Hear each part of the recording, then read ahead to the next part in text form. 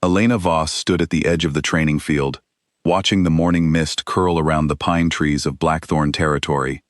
She had lived here her whole life, ever since her father married into the pack and brought her to live among wolves who ran faster and healed quicker than any ordinary person. She had grown up beside her stepsister Priya, the two of them sharing meals, secrets, and a childhood that felt, for the most part, like a real family. 2 months ago, everything had changed. Elena had been bonded to Dorian Blackthorn, the pack's heir and future alpha. The bonding mark had appeared on her wrist during the ceremony, a silver crescent that pulsed faintly whenever Dorian was near. The whole pack had celebrated. Elders had blessed her. Even Priya had hugged her tightly and whispered that she was happy for her. Elena believed, for those 2 months, that her life was finally settling into place. Then came the council meeting. She remembered every detail of that evening. The great hall was lit with torches, the air thick with the smell of cedar smoke. Dorian stood at the front, his shoulders straight, his jaw tight in the way it always was when he had something difficult to say. Elena had smiled at him from her seat, expecting him to speak about the upcoming ceremony that would make their bond permanent. Instead, he said her name, and then, without looking at her, announced that he wished to invoke the rite of redirection. A murmur swept through the hall. Elena did not understand at first. She had heard of the rite of redirection only in old stories, a law that let an alpha step away from a bonded mate if he claimed a deeper pull toward someone else. It was rare, it was almost never used, and it required the alpha to name the person he now claimed to want instead. Dorian named Priya. Elena's stepsister rose from her seat near the back, her face pale, her hands trembling. Elena would later learn that Priya had not asked for this, had not even known Dorian felt anything for her until that very moment. But in front of the entire council, none of that mattered. What mattered was that Dorian, the future alpha, had chosen to end his bond with Elena in the most public and humiliating way possible, in favor of her own stepsister. The hall was silent except for Elena's breathing. She did not cry, she did not scream. She stood, smoothed the front of her dress, and asked the council elder a single question. What happens to the bond mark if she refuses to accept the redirection quietly? The elder, an old woman named Greta, who had known Elena since she was a child, answered carefully. There was a ritual, she said. A painful one. A mate could sever a bond herself, cutting the silver thread that connected two souls, but it came at a cost. The pain was said to be unbearable, and there was no guarantee the body would survive it whole. Elena looked at Dorian. He would not meet her eyes. She looked at Priya, who mouthed the words "I didn't know," tears streaming down her face. And then Elena made her decision. She would not wait to be pitied. She would not stay in a pack that watched her alpha choose her stepsister and call it fate. She asked Greta to prepare the ritual. The elders tried to talk her out of it. Even Priya begged her to reconsider, to let the pack find another way. But Elena had already decided that she would rather walk out of Blackthorn territory broken and free than stay inside it bonded to a man who no longer wanted her. The ritual took place 3 nights later, under a waning moon. Elena knelt in the ritual circle, while Greta and 2 other elders chanted words in the old tongue. The silver mark on her wrist began to burn, then to glow, then to feel as though it were being pulled apart thread by thread. Elena gritted her teeth and did not make a sound, even as tears finally slipped down her face, not from sadness now, but from raw physical pain. When it was over, the mark was gone.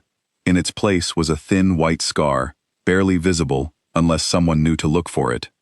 Elena felt hollow, as though a part of her chest had been scooped out, but she also felt, for the first time in weeks, entirely her own.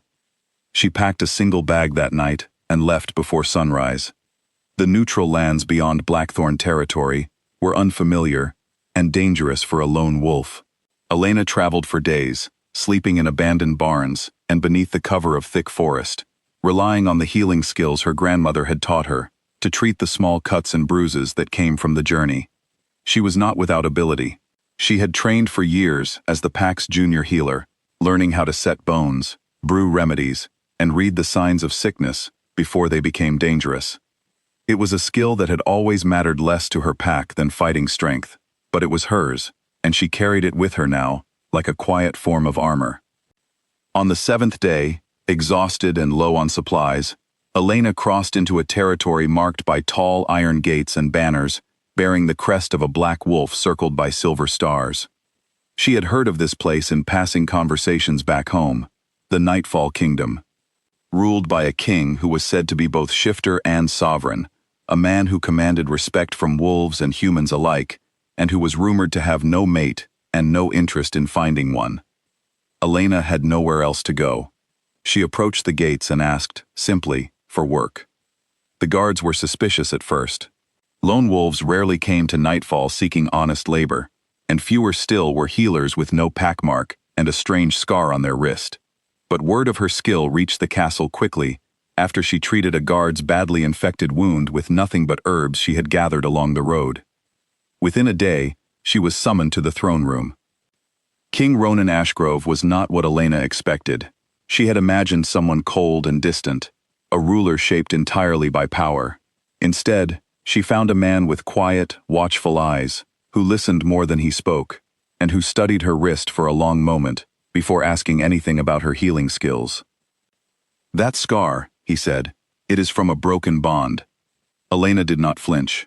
"It is. Most wolves do not survive that ritual with their sanity intact." "I did not have much sanity to lose," Elena replied, and to her surprise, the king almost smiled. He offered her a position in his court that same day, not as a servant, but as his personal healer, and, over time, something closer to an advisor. Elena accepted, grateful for purpose, for walls that did not remind her of Dorian's face in the Great Hall, for a place where no one looked at her with pity. The weeks that followed were unlike anything Elena had known in Blackthorn. Ronan was demanding but fair. He asked her opinion on matters of the court, listened when she disagreed with him, and never once made her feel as though her worth depended on being chosen by someone else. Slowly, carefully, Elena began to heal in ways that had nothing to do with herbs or rituals. She noticed things about him too. The way he stayed late in his study, reading reports by candlelight long after his advisors had gone to bed. The way he remembered small details, like the fact that she preferred her tea without honey, or that she flinched slightly whenever anyone mentioned mate bonds in her presence. He never pushed her to explain her past. He simply made space for her to exist without needing to justify herself.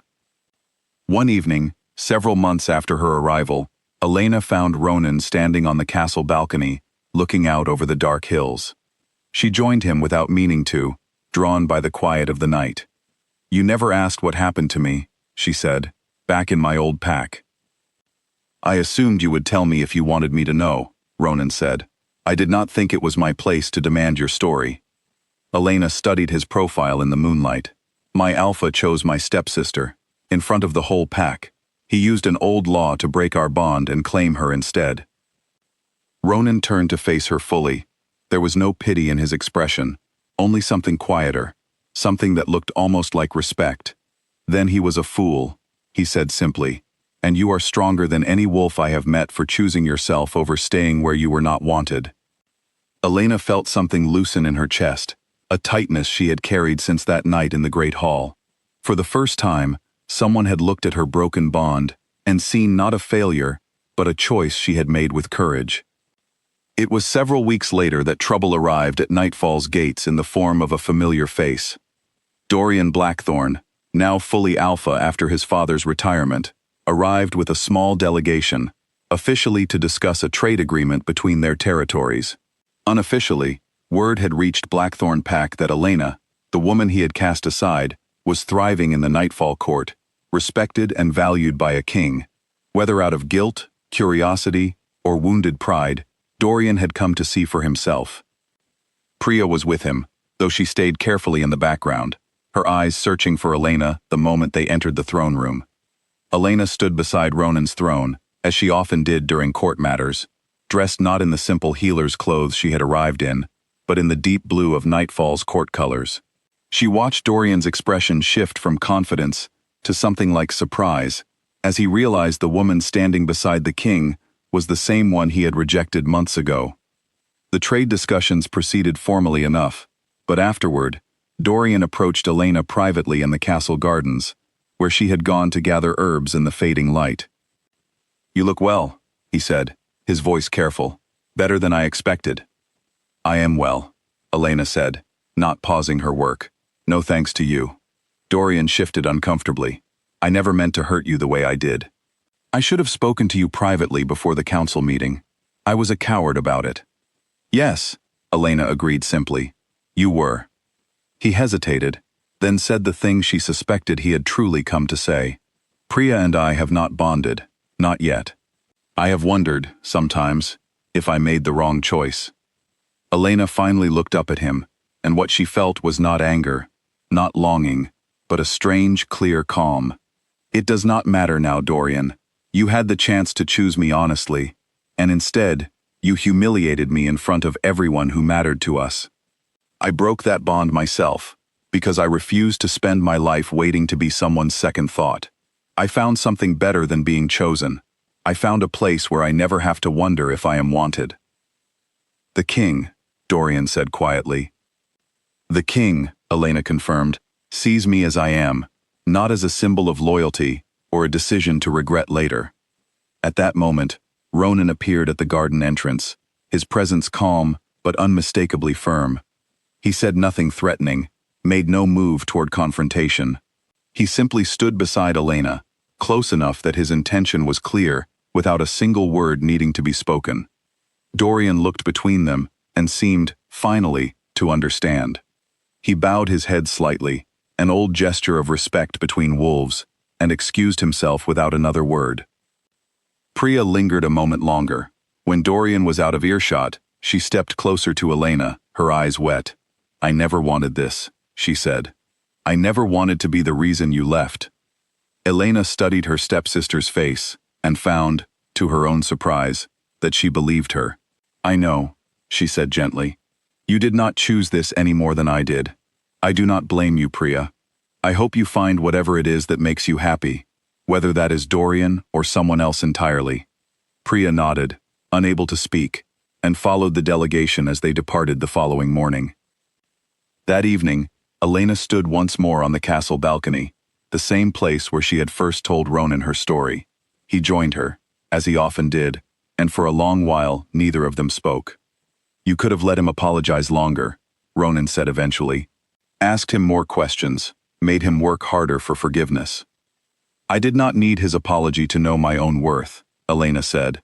"I learned that the night I broke the bond myself. I have simply had more practice believing it since I came here." Ronan reached for her hand, the one that still bore the faint white scar of a bond chosen and then unchosen. He did not ask her to forget it. He only asked, quietly, if she would consider building something new in its place, something neither of them would ever be forced into, something built entirely on choice. Elena thought of the girl who had knelt in a ritual circle under a waning moon, willing to endure unbearable pain rather than stay where she was not truly wanted. She thought of the long road to nightfall, of the healing she had done for others and, slowly, for herself. "Yes," she said, and meant it completely. "I would like that very much."